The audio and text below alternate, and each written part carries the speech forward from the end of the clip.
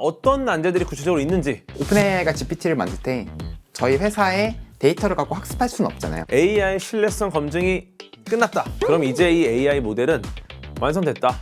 오케이. 끝. 아닙니다. 이렇게 볼 수 있습니까? 아, 제가 질문도 안 드렸는데 일단 바로 아니라고. 마치 어떻게 보면 우리가 고등학교를 졸업하거나 혹은 대학을 졸업했으면 그 사람의 이제 배움은 끝났다 라고 얘기하는 건 똑같습니다. AI 검증 시스템을 충분히 이용하지 않는 기업들에게 한 말씀 하시죠.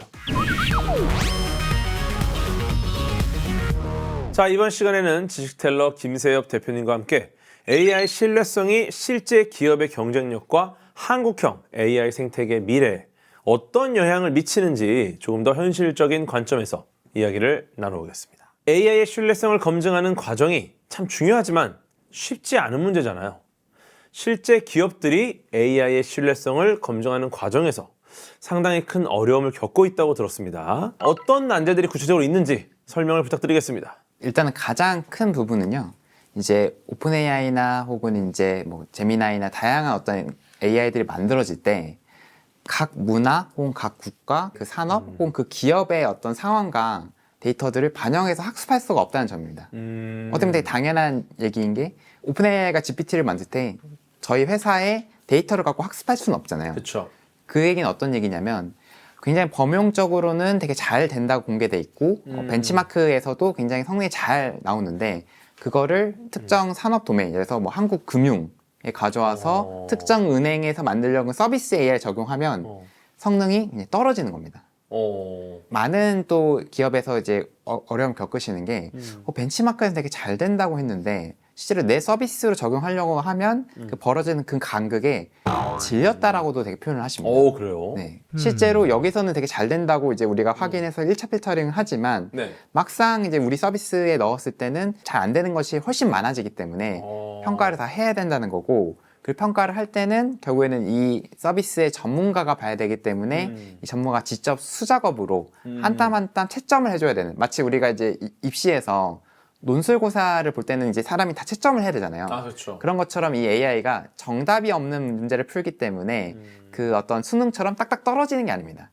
이렇게 얘기해도 정답이고 저렇게 얘기해도 정답이기 때문에 그럼 이게 얼마나 잘 내놓은 답변인지를 매기려면 사람이 하나씩 봐야 되는 게 가장 지금 문제라고 보시면 될 것 같습니다. 아, 그럼 현실적으로 굉장한 인력과 시간이 좀 소요가 되겠네요. 네, 맞습니다. AI 검증에 시간이 이렇게 오래 걸리고 또 정확성을 잡는 것도 정말 쉽지 않은 상황입니다. 이게 쉽지 않은 일이라는 걸 알겠는데 그럼 실제로 얼마나 오래 걸리는 겁니까, 이 검증이?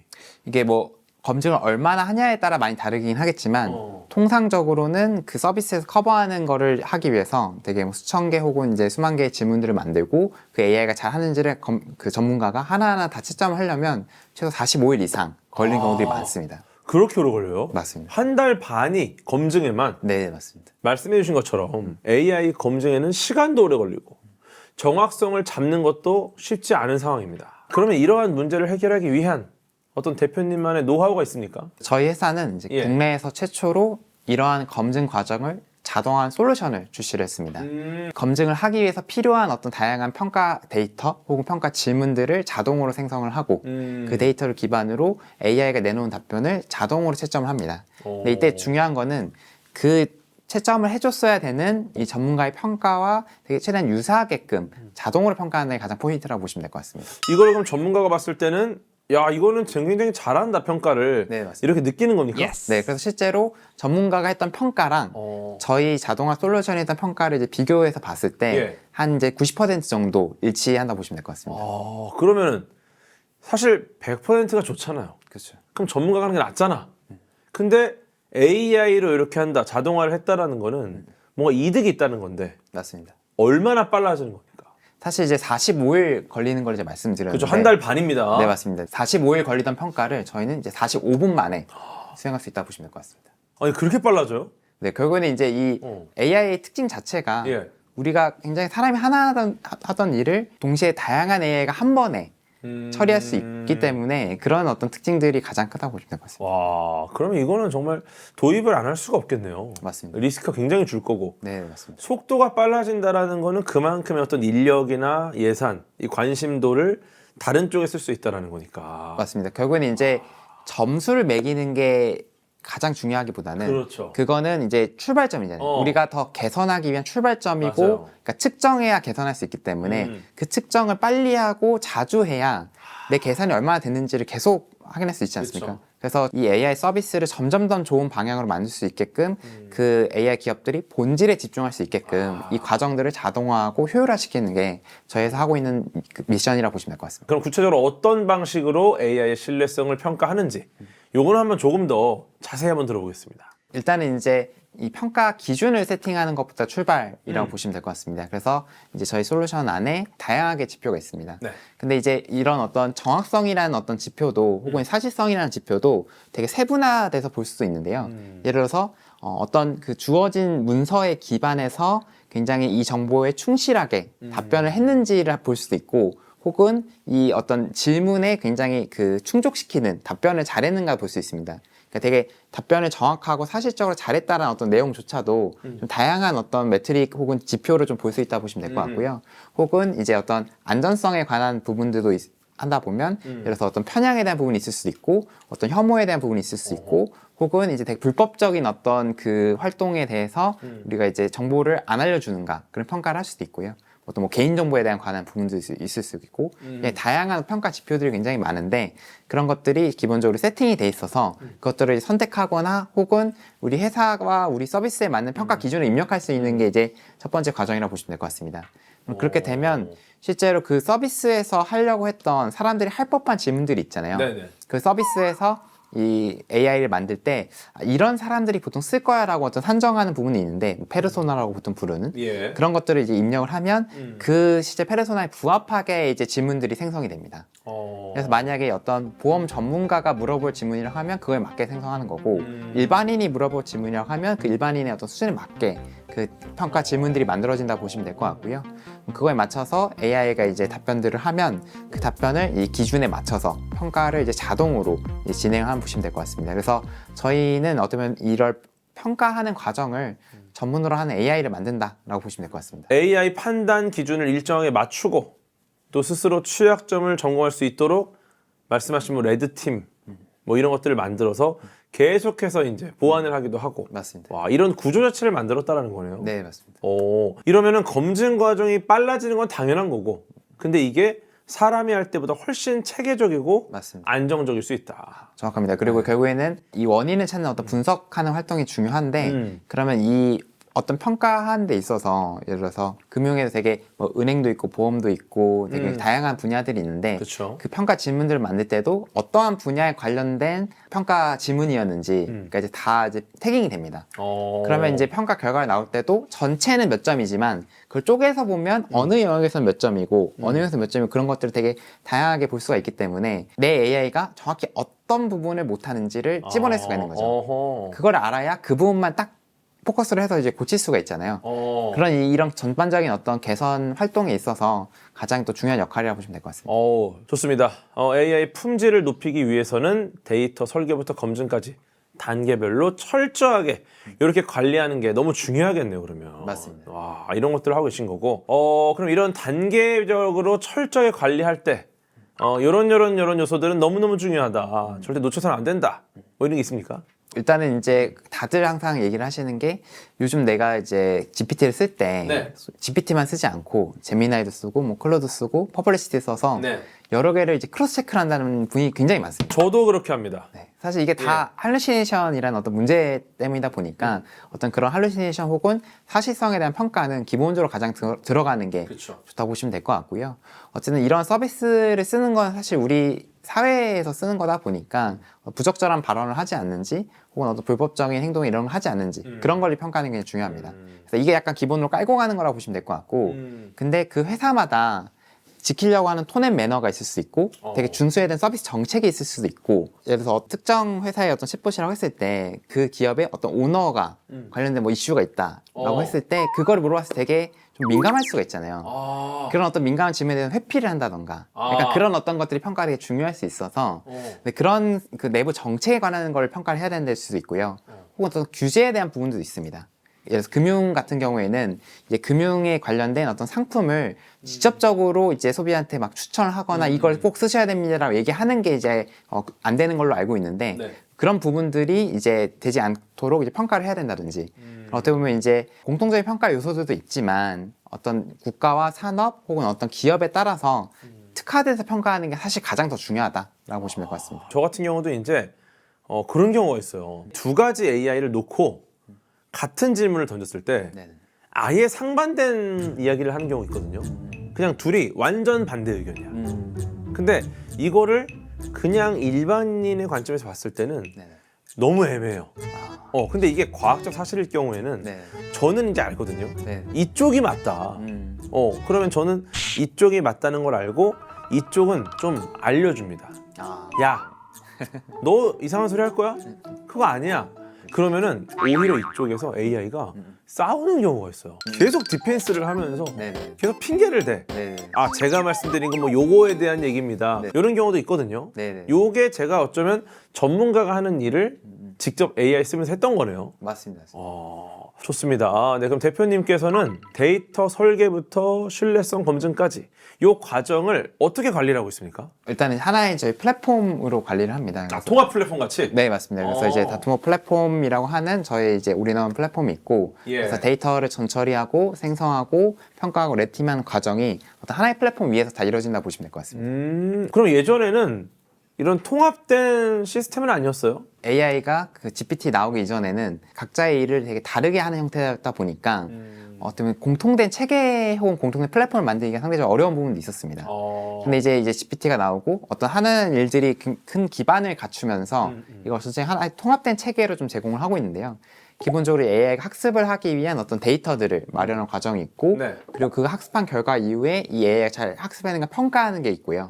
그 다음에 이제 그 AI가 어떻게 보면 이제 그 학습하는 것뿐만 아니라 그 데이터들을 활용할 수 있는 창고에서 창고 문헌처럼 쓸 수 있는 우리 내부의 문서나 여러 자료들을 마련하는 과정이 있습니다.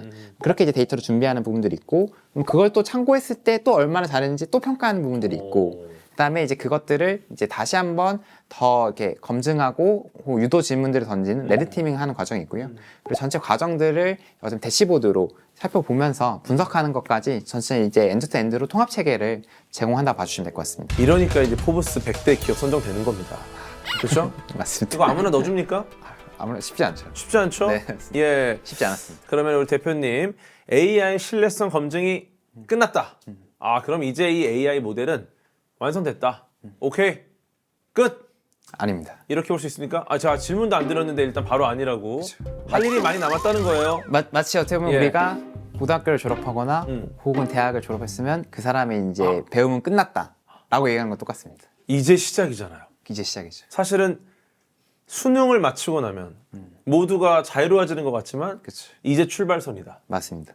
그런 것처럼 AI도 배우고 나서 사회에 나가면 아. 혹은 서비스로 나가면 현업으로 갔을 때. 그렇죠. 그러면 이제 얼마나 또 못 배운 요청들이 많이 들어오겠습니까? 그리고 사람들도 얘기하죠. 너 이거 왜 못하니? 아, 그럼 다시 또 학습을 하고 또 개선을 하고 평가하고 그런 이제 사이클을 계속 만들어야 됩니다. 그러면은 현업에서 활용되면서 나오는 데이터들과 이 피드백들을 바탕으로 다시 검증하는 그 다음 단계 또 통합 플랫폼이 있는 거예요? 아, 맞습니다. 그래서 어떻게 보면 저희가 마지막 단위 평가가 레드팀이지 예. 않습니까? 그거에 대해서 분석을 해서 얘가 이런 걸 못하네. 그럼 다시 또 돌아가죠. 처음. 아, 이렇게 계속 돌아가는 저희 플랫폼에서 영원히 빠져나오지 못해요. 아, 그럼 이렇게 현업에서 잘 적용이 됐다 하면 다 끝난 겁니까? 이러면 또 그때부터 다시 출발선이다. 그쵸, 왜냐? 맞습니다. 이 현업을 더 확장하다 보면 그렇죠, 그렇죠. 새로운 분야를 할 수도 있고 맞습니다. 그럼 또 검증을 해야 되잖아. 맞습니다. 가까운 미래에는 AI 신뢰성을 검증한 이 과정 자체가 이제 모든 AI를 활용하는 AI 비즈니스 기업들의 좀 필수 과정이 될 수도 있겠다. 맞습니다. 이런 생각이 드네요. 네. 지금 그러면은 AI 검증 시스템을 충분히 이용하지 않는 기업들에게 한 말씀 하시죠. 사실 이제 지금의 AI는 어떻게 보면 AI 이런 것도 할 수 있어? 를 확인하는 뭐 요즘 POC라고 하죠. Proof of Concept이라고 해서 예. 그거를 확인하는 혹은 파일럿 테스트를 하는 기업들이 많습니다. 걸음마 단계다. 맞습니다. 예. 근데 그때까지 괜찮죠. 그때까지는 어차피 네. 걷기만 해도 박수를 받아. 그렇죠. 근데 이제 진짜로 우리가 정말로 공부를 해야 되고 정말로 우리의 능력을 입증해야 될 때는 제대로 제품을 만들어야지 않습니까? 그렇죠. 그리고 워낙 요즘 많은 분들이 AI에 대한 기대치가 굉장히 올라왔기 때문에 소위 어줍지 않게 AI 서비스나 제품을 내면 오히려 실망만 받고 브랜드의 오히려 그 하락만 만든다고 생각합니다. 브랜드의 가치가 또 떨어질 수 있죠. 맞습니다. 그래서 그렇기 때문에 이 AI에 대한 또 신뢰성이 굉장히 중요하고 그거의 출발점은 이걸 측정하고 평가하는 거에서부터 한다고 보시면 될 것 같습니다. 아, 그리고 우리가 훌륭한 성과를 내는 학생이 되기 위해서는 끊임없이 시험을 보고 결과를 보고 피드백을 받고 선생님께 혼나고 네. 이 과정을 해야지 그냥 나 혼자 열심히 문제집을 풀어봐도 네네. 결국은 이게 모른다는 거예요. 이 검증을 안 해보면. 맞습니다. 이러한 선순환 구조가 자리를 잡으려면 결국은 이 양질의 또 한국형 데이터, K 데이터, K가 사실은 되게 또 많이 쓰이죠. 네네. 네, 요거 빠르게 확보되는 게 정말 중요할 것 같습니다. 맞습니다. 요즘 많이 이야기되는 이제 소버린 AI 있잖아요. 네네. 네, 특히 뭐 한국형 독자적인 AI의 어떤 근간이 되는 부분이다 보니까 이게 지금 중요한 이슈로 떠오르고 있습니다. 네네네. 이 부분에 대해서 우리 대표님 생각이 궁금합니다. 일단 저는 이제 이 소버린 AI 자체가 굉장히 필수적이고 굉장히 중요한 개념이라고 생각합니다. 왜냐면 어떻게 보면 AI는 이제 필수제가 될 거거든요. 우리가 마치 쌀이나 혹은 이제 특정 뭐 농산물 같이 우리 필수제는 분명하게 나라에서 이제 보호를 하고 그 필수로 갖춰야 되는 것처럼 AI는 모든 산업 필수제가 될 거기 때문에 이거를 우리가 자체적으로 갖추는 게 저는 무조건 필요하다고 생각합니다. 근데 이게 단순히 무조건 우리 뭐 국산을 보호해야 된다 이런 취지가 아니라 경제적인 관점에서도 되게 필요하다고 생각하는데요. 그 AI가 점점점 발전을 하면서 어떤 소위 프론티어 케이스, 어떤 가장 우리가 지금껏 보지 못한 케이스들은 아마 가장 최전선에 있는 아마 미국에 있는 회사들이 많이 내놓을 거라 생각합니다.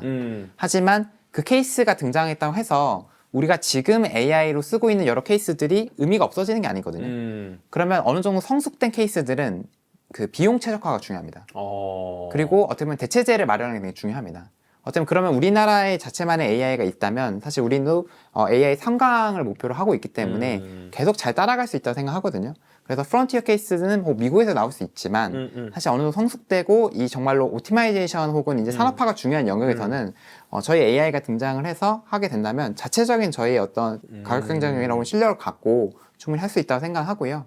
그리고 이제 많은 기업들이 AI 도입을 할 때 특정 AI만 종속되는 것을 굉장히 지향하고 있습니다. 그래서 뭐 GPT에만 한다던가, 혹은 클로드에만 한다던가, 뭐 제미니에만 한다던가 그런 걸 그냥 지향을 하고 있거든요. 왜냐면 그랬을 때 이제 이쪽에서 오는 어떤 가격 변동이나 혹은 이 여기에서 너무 디펜던시가 강해지기 때문에 그래서 굉장히 다양한 어떤 AI를 소위 갈아 끼우기 쉽게끔 만드는 게 중요하거든요. 하나의 기업도 그렇게 이제 전략을 짜는데 국가 차원에서 당연히 그렇게 전략을 짜야 된다고 생각합니다. 네, 그렇기 때문에 이제 이 소버린 AI가 굉장히 중요하다고 생각하고요. 근데 이제 실질적인 어떤 우리나라의 어떤 산업 측면에서 봤을 때는 사실 어떤 뭐 어느 나라에서 만들어지든 간에 한국어 잘 합니다. 사실 아까 이제 말씀드린 것처럼 우리가 에이전트 AI 시대를 준비를 한다는 거는 어떤 이 AI가 우리나라의 기업에서의 어떤 특정 일을 잘할 수 있으려면 우리가 사실 지금은 막 챗GPT한테 이렇게 잘 쓰면 애가 잘합니다라는 어떤 노하우들이 많이 유튜브에 나와 있고 한데 근데 사실 언제까지고 이 AI한테 500자 1000자씩 이제 지시를 하면서 할 수는 없잖아요. 딱 얘기하면 바로 척하면 알아듣고 AI가 일을 잘할 수 있게 만들어야 되는데 그러려면 그 국가와 그 산업과 그 기업의 다양한 맥락들을 AI가 이미 이해를 하고 있거나 잘 활용할 수 있게끔 만들어지는 게 굉장히 중요합니다. 그게 결국엔 곧 그 국가에 특화된 AI, 그 산업에 특화된 AI, 혹은 그 기업에 특화된 AI가 필요하다는 거기 때문에 그런 차원에서 소버린 AI가 그냥 필요하다. 그러면 생각을 해보면 KAI라는 게 우리 독자적인 AI를 갖추자 뭐 이렇게 간단하게 볼 수 있는 게 아니라 AI의 다음 단계일 수도 있겠네요. 요 AI의 다음 단계에서 우리나라의 문화와 사회 전반을 이해하고 있는 그러한 어떤 피드백을 충분히 받아서 검증이 끝난 AI일 수 있겠다. 네, 맞습니다. 이런 생각이 좀 드네요. 네네. 좋습니다. 한국형 AI를 만들기 위해서는 한국어 혹은 한국의 산업 이런 것들과 맥락을 잘 담고 이해를 하고 있는 국가적 데이터 기반이 필요하다. 이런 것들을 통해 검증을 하고 신뢰성을 확보한다면 이 상황이 어쩌면 우리나라의 어떤 독자적인 AI의 발전에 큰 도움이 될 것이다. 이렇게 볼 수 있겠네요. 그럼 마지막으로 AI 신뢰성과 한국형 AI 생태계를 만드는 과정에서 대표님이 그리는 좀 미래의 비전 듣고 싶습니다. 네. 사실 저는 이제 내년에 대한 방향성을 얘기할 때 이제는 이제 때가 정말 오고 있다라고 얘기를 하고 있습니다. 과거에는 딥러닝이라고 이제 AI의 그 기술을 지칭할 때 많이 얘기를 했었고요. 그 다음에는 이제 뭐 LLM 혹은 이제 뭐 초거대 언어 모델이라고 지칭하게 됐고 뭐 생성형 AI라고 지칭했는데 이제는 에이전틱 AI가 굉장히 많이 어떤 개념을 이제 지칭하게 된 거는 저는 굉장히 다르다고 생각합니다. 왜냐하면 그 전에는 어떤 기술의 어떤 형태나 기술의 특성 혹은 구조에 대해서 많이 이제 이름을 붙였다면 이 에이전틱 AI는 어떤 기술의 목적의 이름을 저는 붙였다고 생각하거든요. 그래서 이제는 AI가 사람들이 어떻게 AI를 쓰는 게 필요하고 좋은지를 좀 정의를 이제 큰 알맹이를 정했다 생각하거든요. 그래서 저는 에이전틱 AI가 어떻게 보면 이 사람의 일을 AI가 대신하거나 지원할 수 있는 시대가 이제 온다고 보고 있고 그거를 준비하기 위해서는 그 AI가 어떻게 빠르게 우리 기업에 적응할 것인가 데이터를 마련하고 그다음에 그거를 얼마나 잘 적응하고 잘 하고 있는가를 평가하는 이 데이터와 평가가 가장 중요하다고 생각을 하고 있습니다.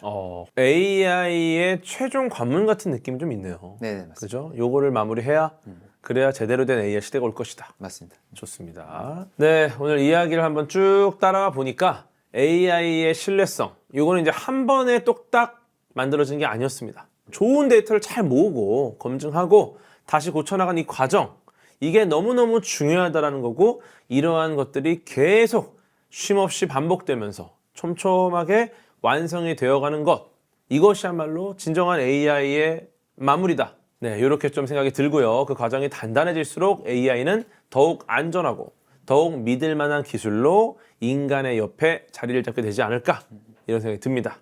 긴 시간 저희를 AI 토피아로 안내해 주신 지식텔러 김세엽 대표님, 마지막으로 공식 질문 하나 드리겠습니다. 대표님께 AI란 어떤 존재인지 한 문장으로 표현을 부탁드리겠습니다. 나에게 AI란 끊임없는 육아다. 네, 사실 제가 곧 딸이 태어날 예정입니다. 그래서 요즘 육아 공부도 하고 육아 준비도 하는데 이제 육아 준비를 하면 할수록 마치 나는 AI를 육아하고 있지 않았나. 데이터를 통해서 배울 거를 알려주고 그다음에 너가 뭘 잘못했는지 평가해서 알려주고 했다 보니까 근데 이거를 계속 끊임없이 해야 되는 일이 특성이다 보니까 영원히 이 아이가 아무리 자라도 계속 해야 돼요. 현대 육아네요, 진짜. 맞습니다. 좋습니다. 네, 오늘 소중한 말씀 감사드립니다. 네, AI 지식 토크쇼 AI 토피아. 다음 시간에도 재미있는 AI 이야기와 함께 찾아오도록 하겠습니다. 진정한 AI 토피아를 향한 여정은 계속됩니다. 함께 해주신 여러분 고맙습니다. 다음에 또 만나요. 이제는 AI를 잘 쓰는 법만큼 AI를 잘 지키는 법도 중요해졌습니다. AI의 데이터에 대한 어떤 변조가 된다든가 또 편향이 된다든가 데이터 중독과 같은 다양한 오염 현상이 생기게 된다라고 하면 상당한 문제가 될 수 있겠고요. AI의 관점에서 말씀을 드리면 훨씬 더 공격이 수월해지고 효과적이고 효율적인 공격이 될 수 있다. 취약점을 찾는 것부터 사람을 속이는 과정까지 AI가 공격의 전반을 도와주는 구조가 됐다.